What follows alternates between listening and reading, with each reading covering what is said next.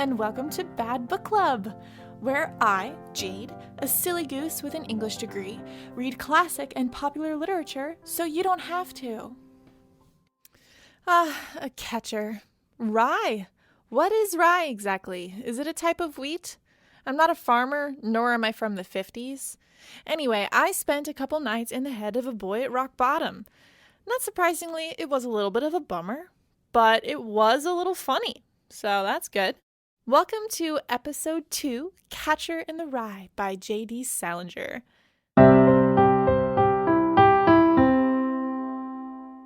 Let's start with some cool facts about the book, because this book actually has a lot of crazy, interesting facts about it. It was published in 1951, and did you know that it single-handedly made the phrases screw up and laugh my ass off a thing? That's pretty cool. I use those all the time, and I had no idea they were from this novel. It was J.D. Salinger's only novel, and despite its reputation, it's not written for teenagers, which, honestly, after all my research, I find completely surprising that people really took this book as a seriously relatable message for teenagers, which is insane, but we'll get into that. Let's skip to the facts that I think are crazy. So, did you know that this book is a favorite of high-profile killers? Mark Chapman, who killed John Lennon in 1980, shot him and then sat down and read Catcher while he waited for the police to arrive. It's said that he truly believed he was Holden Caulfield. Another crazy story is about Robert Bardo, a stalker who shot and killed Rebecca Schaeffer, an actress, in 1989. He had a copy of Catcher in the Rye in his back pocket. And lastly, the craziest one to me, Harvey Oswald, who shot JFK in 1963, had a dog-eared copy of Catcher on his bookcase. There are actually a lot of crazy stories about Catcher in the Rye being related to murder, killers, and the government, but I'm not going to get into that because that would be its own podcast. So how about you go do that for me and then let me know what you found. Let's move on right now to why I think all these crazy killers were attracted to this book in the first place.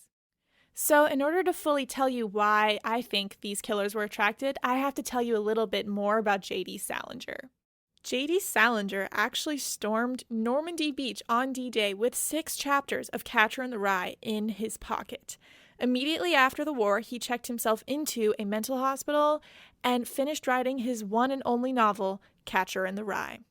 The reason why I think high-profile killers might like this book is Holden is a little bit crazy.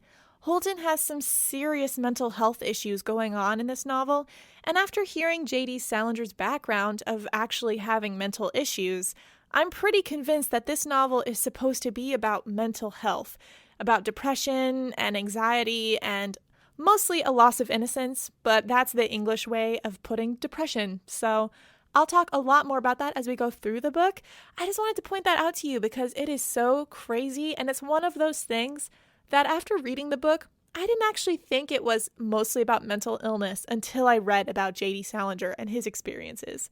This just goes to show that after you read a book, maybe you should look into the author a little bit and it could give you some insight. Whoa, Jade, you're getting way ahead of yourself. I don't even know what this story is about. My bad, I got excited. So, Holden Caulfield is a junior in high school, and he is kicked out of Pensy School. It's like a private school, and he doesn't tell his parents. For 2 days, he goes home to New York and just hangs around the city. And in those 2 days, Holden hits rock bottom. I'm so excited to talk to you about it. Fade into chapter 1, and Holden is standing on top of a hill. The story is written in first-person past, like in flashback mode, and he tells us that he's going to tell us what happened with that madman stuff from last year. He starts off by saying he's on the hill, and he tells us that he has a brother named D.B. who works in Hollywood, being a prostitute, aka writing, so he's a little judgmental about it. He also tells us that he is being kicked out of Pensy Prep. Gasp, he's being kicked out? On top of that, he said this morning he was supposed to go to a fencing meet, but he forgot their foils on the subway and lost them, and they had to come back. It seems to me like he doesn't care that much that he's not attending. He even looks at the hill and tries to make himself think of a memory and feel something, and he's able to recall a time whenever they passed a football back and forth one night, which is a nice memory. He tells us he needs to visit a teacher named Mr. Spencer, so he runs there, out of breath because he smokes too much. Right off the bat, I think Holden is maybe a stupid jock or some sort of irresponsible bonehead. I thought he was rich and kind of didn't care about anyone but himself. And that actually changed drastically as I kept reading, so let's keep going. Holden arrives, out of breath and tired, at Mr. Spencer's house. His wife answers the door, and Holden asks, is Mr. Spencer feeling better? And she says, yeah, go ahead, go on in. And we learn Mr. Spencer has a cold. He's sitting in his bathrobe in a bedroom that smells like Vicks, which is, a little gross, but Holden is really judgy about it. And we realize that the reason Holden is here is because his teacher, Mr. Spencer, wanted to lecture him. He tells him, do you understand why you're failing out? Do you understand why I had to fail you? Like, what are you doing to your life? This is your responsibility. You have to be on top of it. Holden obviously feels really annoyed that this is happening. He doesn't understand what he's getting at. He knows it's not the teacher's fault. He's saying, yeah, I understand. I'm immature. I get it. And Holden just gets really uncomfortable. And the teacher, I think, obviously means well. It seems to me like he really feels bad he had to fail Holden, and he wants Holden to be, responsible for his own actions. And while that's great, I think Holden knows what his own actions are. It's just that he doesn't care. So he just can't make himself care. The interaction ends with Mr. Spencer offering him some hot chocolate and Holden rushing out. He just can't be in there anymore. So that was a little heartbreaking moment for me. Just drink the hot chocolate. It's not going to kill you. The reason why I think that interaction is important is because we learn two things. We learn that Holden is really uncomfortable when he's thinking about age. He's really uncomfortable thinking about age, the future. He mentions so many times the fragility of Mr. Spencer, and it obviously makes him uncomfortable. The second is that while this is going on, Holden is thinking about ducks. And I'll talk more about that in a second. Let's keep going. So next, Holden arrives at his room. He mentions, that he's a really good liar. I think this is supposed to set up the fact that we are listening to an unreliable narrator. If you're not sure what that is, when you're reading a book written from the first person, it's good to keep in mind that the narrator you're listening to is unreliable. Their version of events is not always exactly what happened, because you should assume that a person is telling you this story. So anyway, moving on, he mentions that he loves to read despite the fact that he's illiterate. He also talks about his roommate or suitemate, Robert Ackley, who's a year older than him. He mentions Ackley is just kind of a gross dude. He has pimples all over his face and he's just doesn't brush his teeth and he's not hygienic. It's really gross. He comes in to talk to Holden and picks his fingers and Holden's really annoyed by it. He also mentions that he has a roommate named Stratler. Holden thinks that Stratler is a little vain, but in general an okay kind of guy. He doesn't mind him as a roommate, I think. He joins Stratler while he gets ready for a date, and Stratler's shaving his face. Holden is jokingly tap dancing in the background in a hat that he bought that day in New York City after he lost all the fencing stuff. This is where we learn that Stratler is going on a date with someone he calls Jean Gallagher. Obviously, Holden knows who this girl is. He says, "You mean Jane Gallagher?" And he gets really excited because he knew her. He mentions that when they used to play checkers together, she would keep all of her checkers in the back row. He tells Stratler, please ask her if she still does that. And Stratler's like, yeah, okay. And then he says, hey, Holden, can you do me a favor? Can you write an essay for me? Holden thinks this is hilarious because he's being kicked out of school, but says, I guess if I get to it, I should go say hi to Jane, but he loses his nerve and doesn't. Instead, Stratler borrows his coat and goes on a date. Now, at the beginning, I thought Holden was kind of a dumb jock, but now I think he's actually really smart. I think he's one of those kids where when you're in class, you're so smart that you're not intrigued at all by what the teachers are saying. He doesn't care about school because he thinks school is too easy. He at least really likes English. He reads a ton, and he's good enough that people are asking him to write essays for them. So I'm also getting the idea that Holden doesn't like how Stratler talks about women, And that makes me like Holden more. Stratler seems to not really care about them, kind of a hit it and quit it kind of dude, obviously taking advantage of girls, and Holden is just so excited to hear about his old friend Jane. It's cute to see the dichotomy between those two. After a night out with Ackley, Holden sits down to write Stratler's essay. He pulls out a baseball mitt, which is covered in poetry, written in green ink. We learned that this baseball mitt belonged to Holden's brother, Allie. Now, the next bit of information, I think, is the most important piece of information in the novel. It drastically changed my opinion of Holden, and I think it colors every single action he takes from here on out. We learned that Allie died, I believe, of leukemia when Holden was 13. And we also learned that that night when Allie died, Holden went to his garage and punched out all the windows and broke his right hand. This is important because when someone breaks out all the windows and breaks their hand in reaction to their brother dying, it signals to me that they might have some mental health issues. It also explains a lot. Suddenly, Holden is not just a smart, lazy guy. He's someone who has experienced trauma and someone who has experienced grief and loss. And he becomes a much sadder character, honestly, for me. But it explains a lot. And we're going to talk about that more as we go on. So, are you guys ready for what happens next? It's a doozy. So, Stratler gets back from his date, right? And Holden mentions that this moment in time he doesn't remember so well, which is another red flag for me of mental health. But anyway, he doesn't really remember what happens next, but he tells us that Stratler gets back and reads the paper Holden wrote and gets really mad. He says, "This is not a descriptive paper. You weren't supposed to write about this. You just wrote about a baseball mitt." Obviously, Holden is upset. This is his dead brother's baseball mitt, so he takes his paper back and rips it up. Stratler, who is annoyed, moves on quickly, though, and talks about how his night out with Jane was fine, but she only signed out for 9:30, which is like a 50s thing, I guess. So he had to take her back. Who would do that? Suddenly, Holden is really upset because you just insulted his dead brother and also told him that I'm assuming a girl he used to like is a prude, basically. So he throws a punch. He throws a punch at Stratler, and Stratler takes him down. He doesn't quite remember what happens, but he remembers Stratler just sitting on his chest while Holden yells that he's a moron, like you're stupid, you're a moron. Just keep saying the same thing over and over again. He mentions that it's like a fuzzy memory, one of those times where he kind of lost consciousness and isn't in control of his body. Holden won't stop calling Stratler a moron, so Stratler punches him.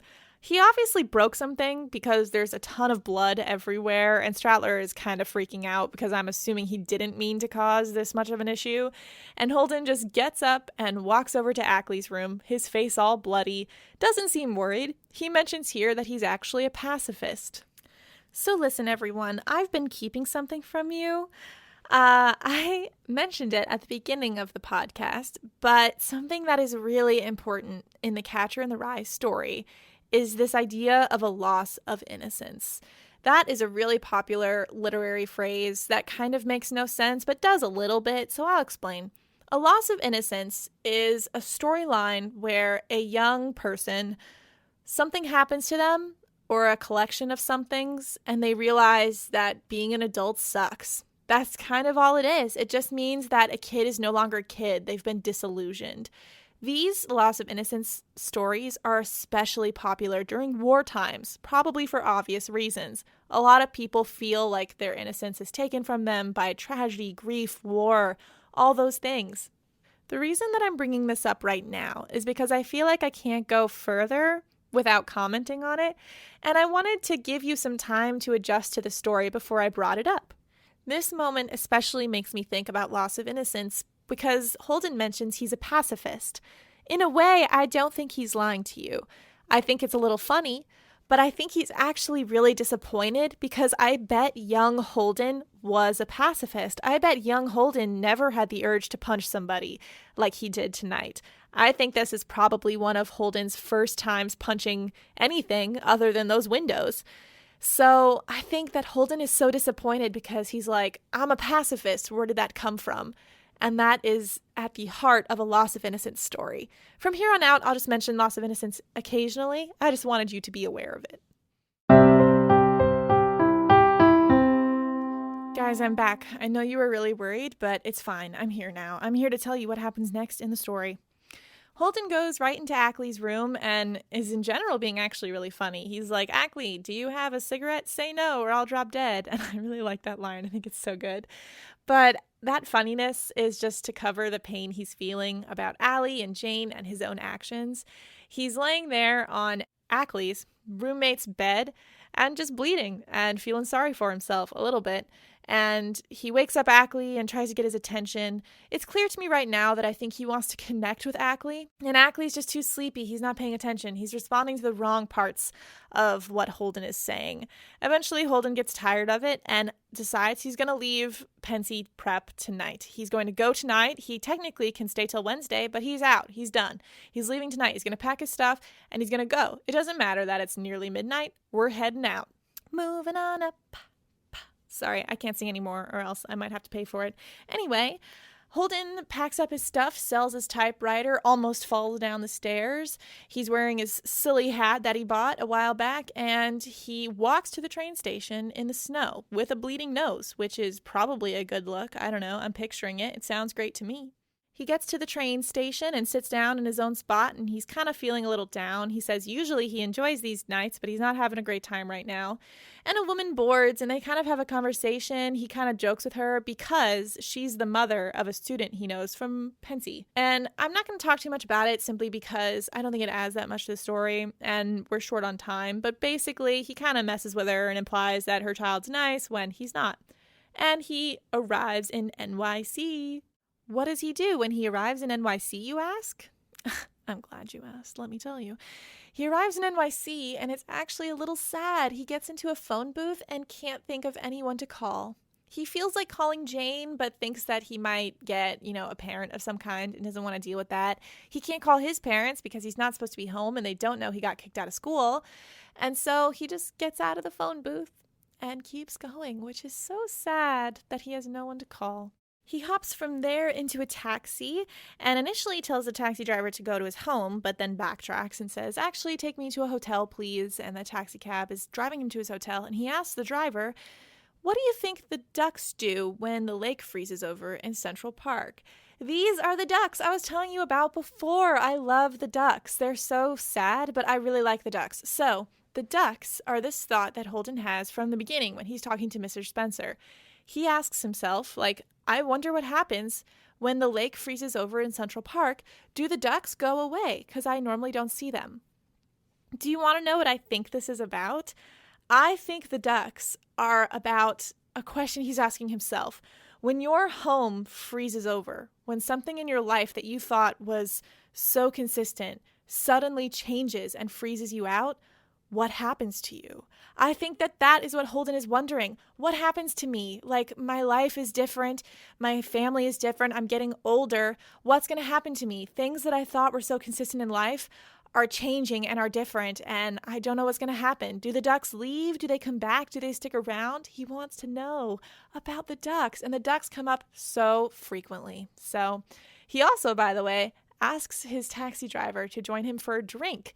And the driver says no, of course he can't join you for a drink. I'm a driver, see you later, and drops him off at the hotel. At the hotel, Holden checks in and goes to his room where he sees something interesting. This is also going to tie into the loss of innocence thing I was talking about before. But basically, in his hotel room, he looks out the other side and he sees some windows. He sees two windows. He sees one of a man who pulls out a suitcase and then puts on woman's clothes and then just saunters around like a woman. And then in the other room, he sees two people, a woman and a man, squirting a liquid at each other out of their mouths. They have it in glasses, and he assumes it's water, but they're in highball glasses, and he doesn't know what it is, and they're just squirting and spitting the water at each other. And he is so weirded out and confused, but he is honestly also a little turned on. And at that point decides to call a girl who he heard is kind of loose. And he calls her, and she answers, and she's like, who are you? I don't know who you are. And he's like, oh, I'm Eddie's friend. You know Eddie. And she's like, okay, well, I can meet you tomorrow. I don't want to meet you tonight. And he's like, well, I can't do tomorrow. And she's like, well, too bad. See you later. This is a super weird part of the book, probably one of the weirdest parts. And I bet I can tell you why it was included. So I think an important part of growing up is, like sexuality. And up until this point, Holden has never experienced it. And he kind of is now. And I honestly think he feels betrayed by his own urges. He looks at these things and he thinks they're gross and weird. And at the same time, he doesn't. And that freaks him out. He mentions like he doesn't understand sex. He doesn't know what's going on. Like he doesn't get it. But, he even tries to call that girl and he shoots himself in the foot. He says, I can't meet you tomorrow when he has absolutely no plans. He just said that because a part of him doesn't want to meet her. He doesn't want to be a part of this world. Now, I bet you're asking yourself, what would I do after I saw these two strange windows into literally another people's night? Would you sleep? Ha! You silly goose. Of course not. You'd go downstairs to the lavender room and sit in the lounge and drink. Because you're underage. That makes sense. Let's go.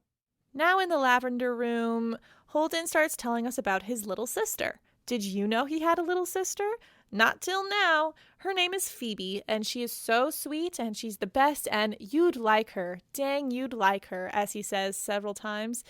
He tells us that she's smart and funny, and she doesn't take everything too seriously, and she knows when someone's being phony, which he uses very often, and which I take to mean being fake or not sincere.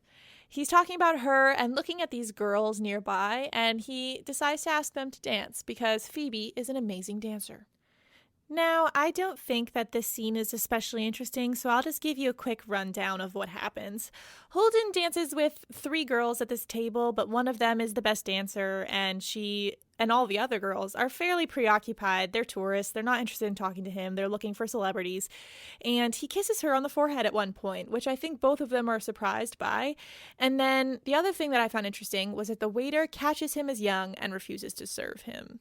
Now, I'm going to talk about the alcohol at the end of the episode during our discussion, but for right now, let's focus on the girl and the kiss. What's surprising about it is Holden doesn't actually like her that much, and neither of them really like the kiss, so where did the kiss come from? What I think is happening here is that Holden is desperately looking for a connection with anybody. He is, I think, missing Allie and Jane, and throughout this entire book, he keeps asking people, do you want to get a drink with me? Ackley, talk to me. And no one will talk to him or hang out with him in the way that he wants to. No one will connect with him. He's trying to have a conversation with this girl, and it's not working. But the key is, she's dancing with him. He loves her a little bit in that moment just because he's so thankful to have a human being interested in dancing with him. And I think that's why he kisses her on the forehead. And that's why both of them are surprised, because any small connection is such a big deal to Holden right now. So now that I talked about that, let's completely forget it and move on. Let's go into the next bit. He talks more about Jane. He goes back to his hotel room and gives us some stories about Jane.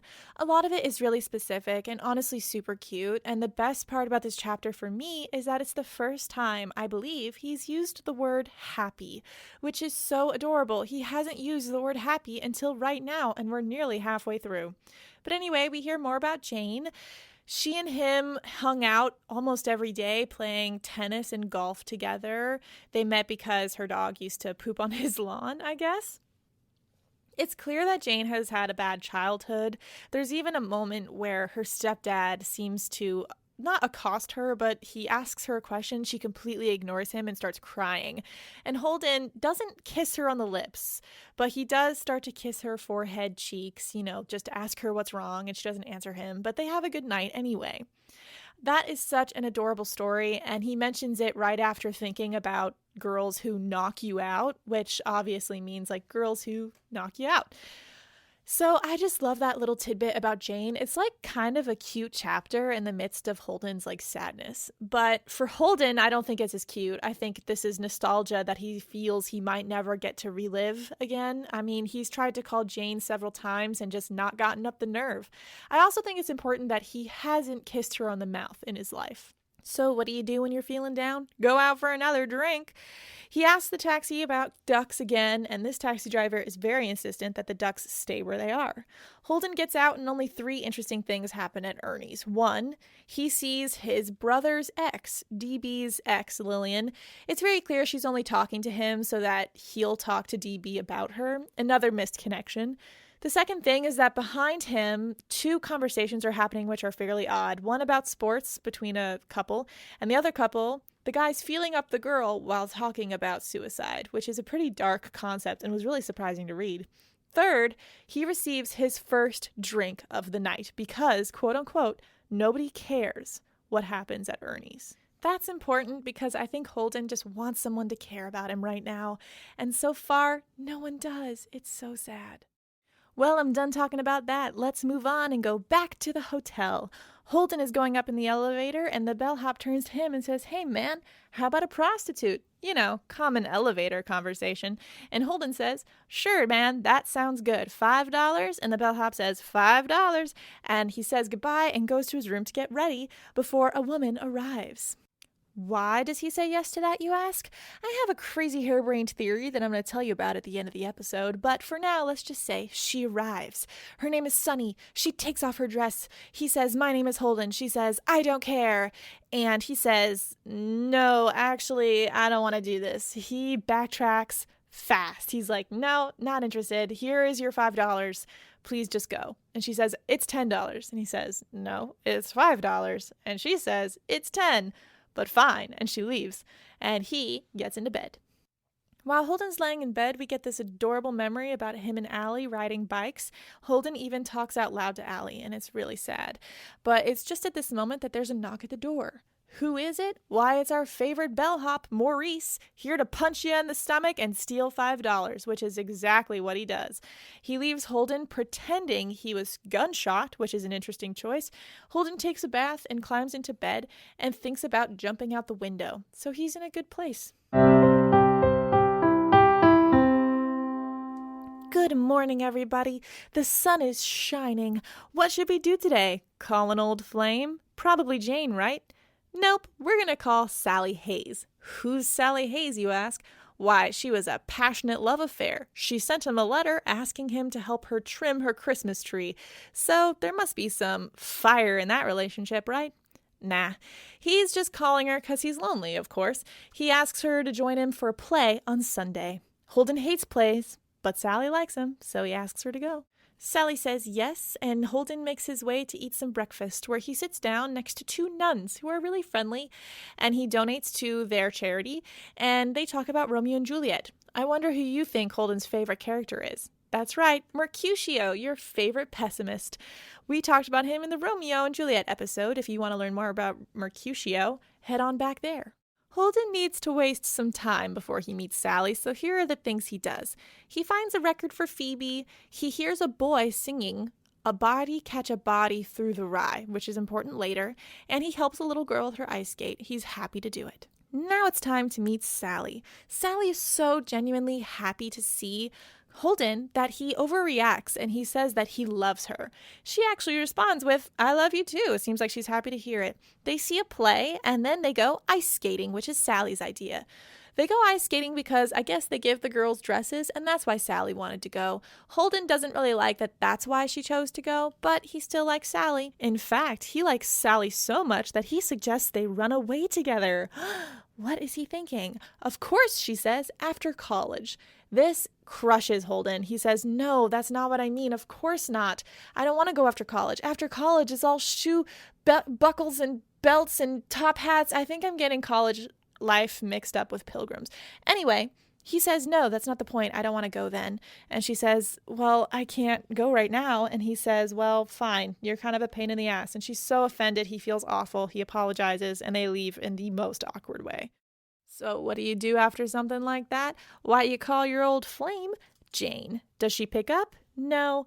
So instead, he calls an old friend named Carl, who he meets for drinks. Carl basically says, look, I'm not interested in your problems. Talk to a psychoanalyst, and leaves. So Holden gets plastered. He gets so drunk, he asks a Rockette out, and they say no. And as he gets his coat to leave, he's literally crying. Several people are really nervous about him at this point. He also thanks the piano player and heads on out. Where does a crying drunk go in the middle of the night? To a pond in Central Park, of course, to find the ducks. He doesn't find any, but he does break Phoebe's record, which he's so sad about.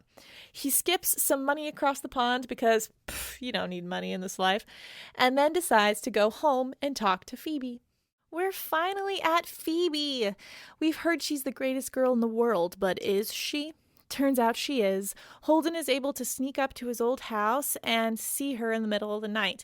She doesn't wonder why he's in her bedroom in the middle of the night, but she's so excited she gives him a huge hug, starts telling him all about the play that she's in and the movie she saw today, and he is just so happy to see her.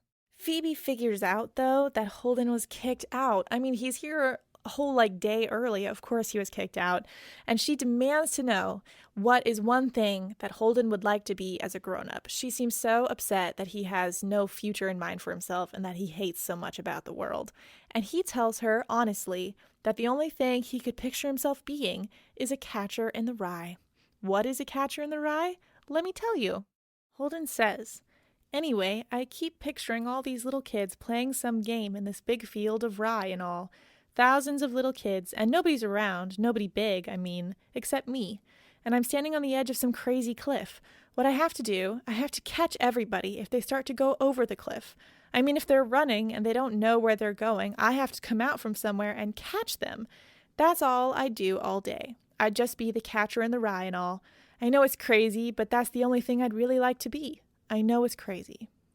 Ugh, I love that quote. I think Holden is most truly honest in that moment, more than any other moment in the book, and I think it's such a nice image that he creates for himself. It's really sad, though, and I'll tell you why, because Catch a Body in the Rye is based on a poem by Robert Burns, and as Phoebe tells us, it's not actually catch a body, it's meet a body. And what does this whole catching in the rye even mean anyway? Don't worry, I'm going to tell you. So that poem by Robert Burns about meeting a body in the rye is actually about having a let's meet and have a wink wink, like a good time in the rye, no one will see us if we're in the rye type of thing. So rye, I think, is a really good metaphor for innocence.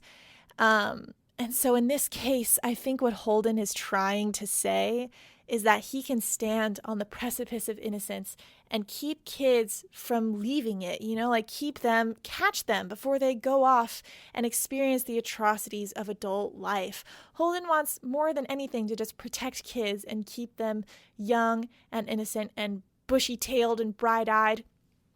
And the reason why I think that's really sad is because it's not catch a body in the rye. It's meet a body in the rye. It's not possible to catch a body in the rye.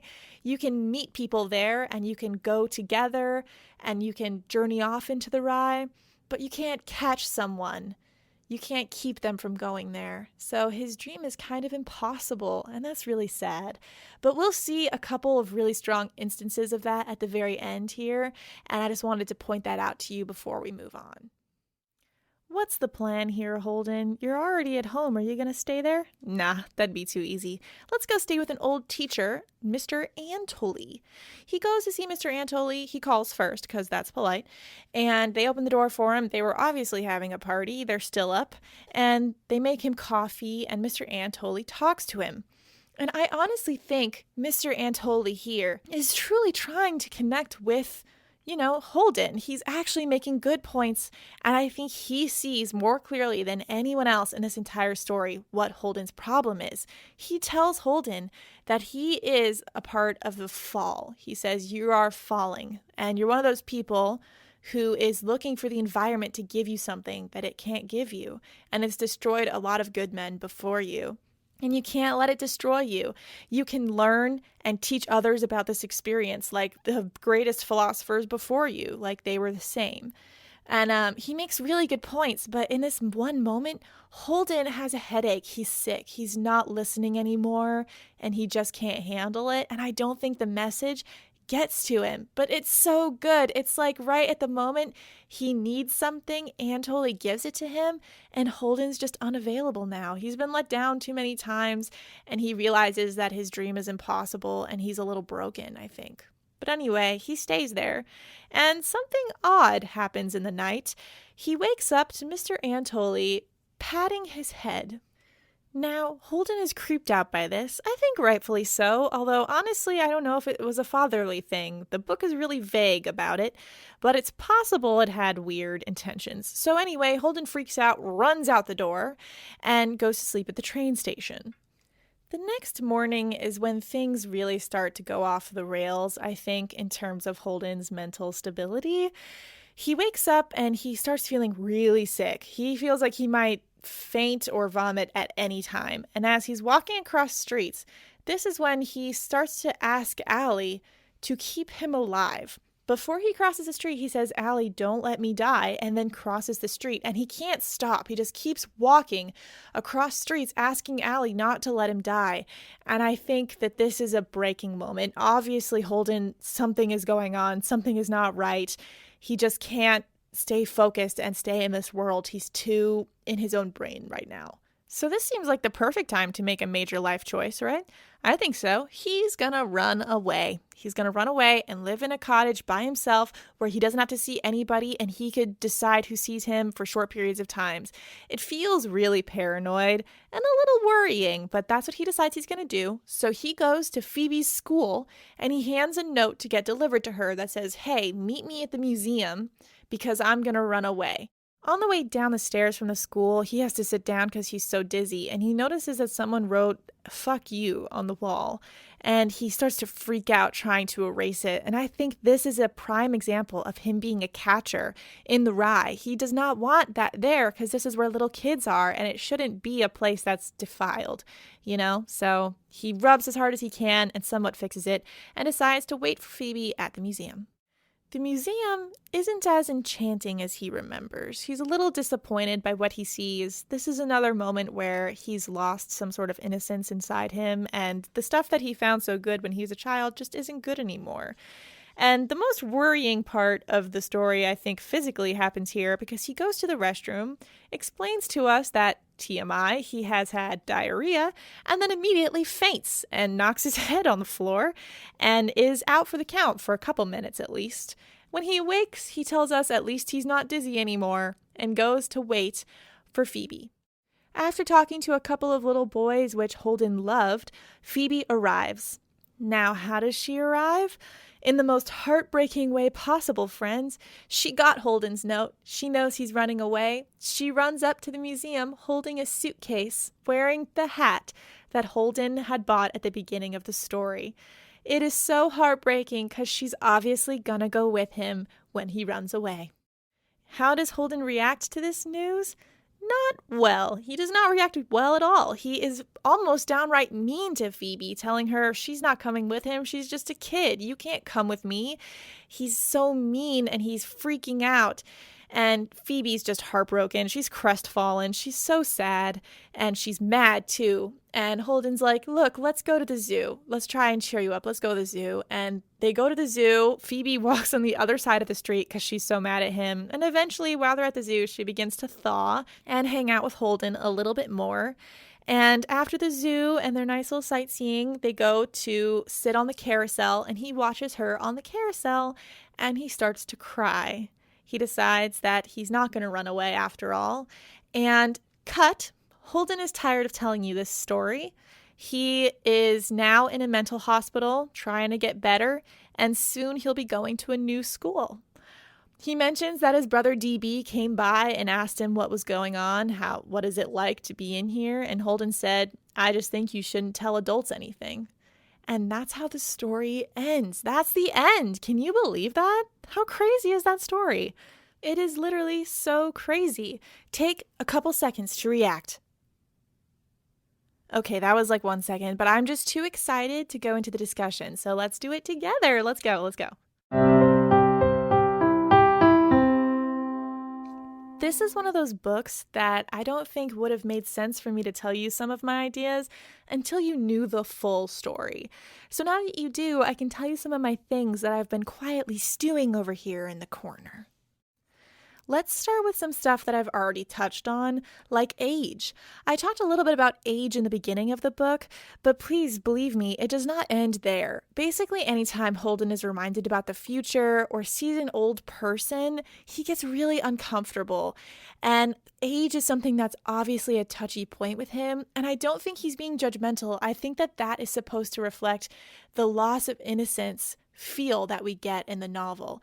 How do you experience trepidation about being an adult without also experiencing trepidation about future and age? So that's prevalent all through the book. It's even prevalent in the fact that Holden really focuses on motion and the physicality of everything. He loves to dance. He talks about how Phoebe's a dancer. Motion and the physical of life is something that Holden latches onto, and he just doesn't want that to go away.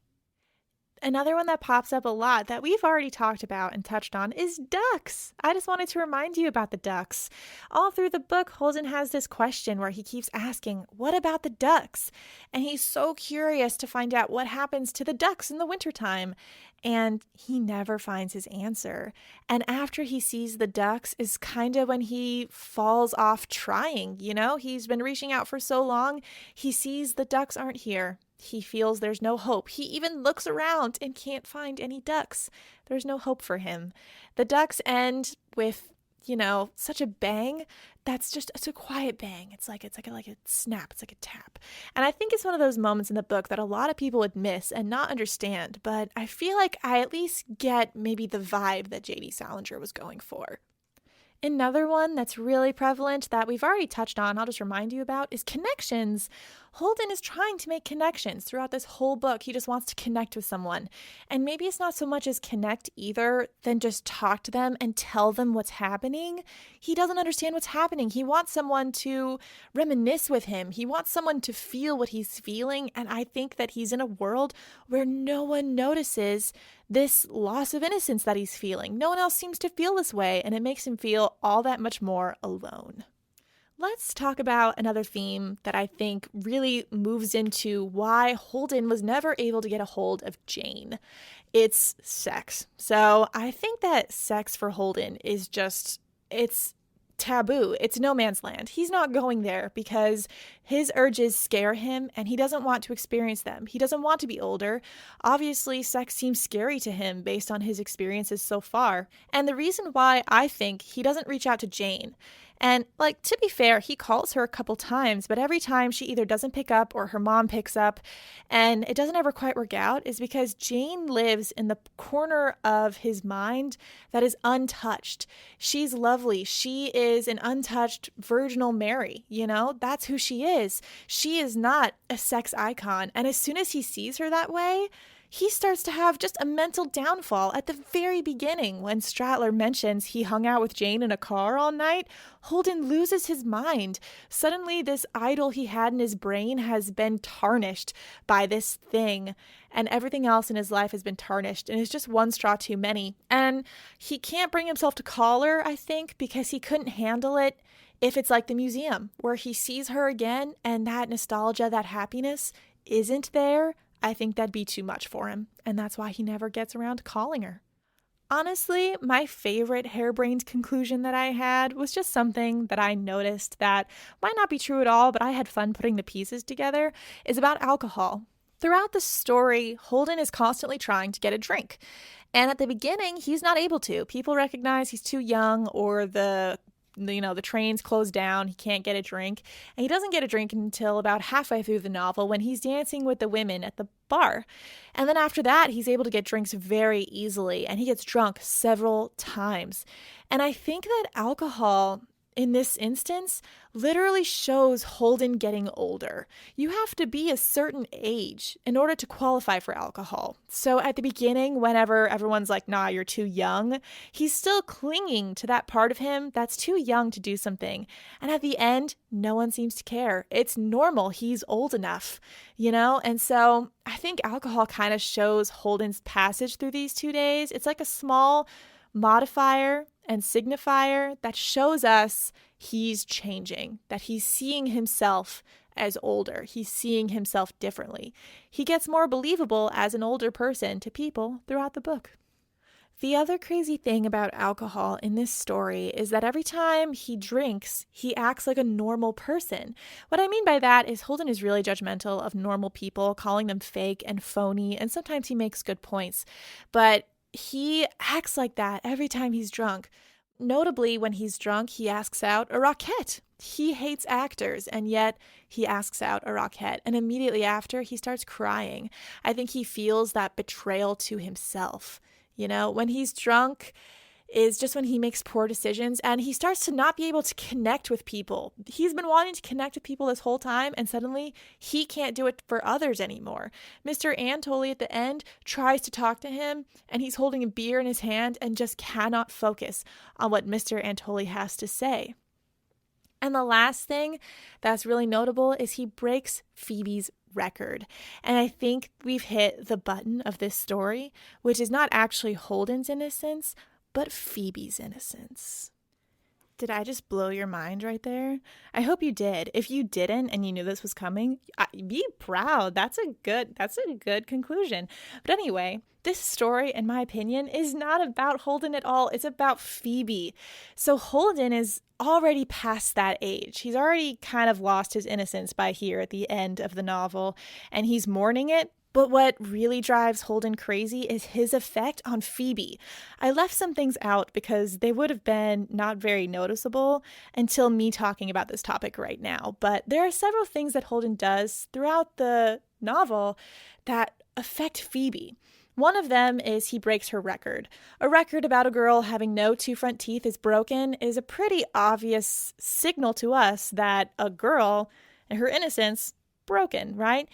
Another one is that when Holden visits home, he's smoking. And when Phoebe's mom comes in and asks her what's going on, Phoebe lies and covers and says, I was smoking it, which is crazy.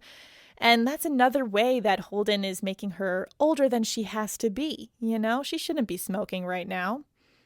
Another moment is Phoebe giving him money. I didn't mention this, but at the very end, Holden just runs out of money and says, I just need more money. And Phoebe gives him her Christmas money. The fact that she has to give up her money for Holden makes him cry because he feels like he is hurting her innocence there. Like, there's no other way to put it. And the kicker of the whole story is at the very end when Phoebe tries to run away with him.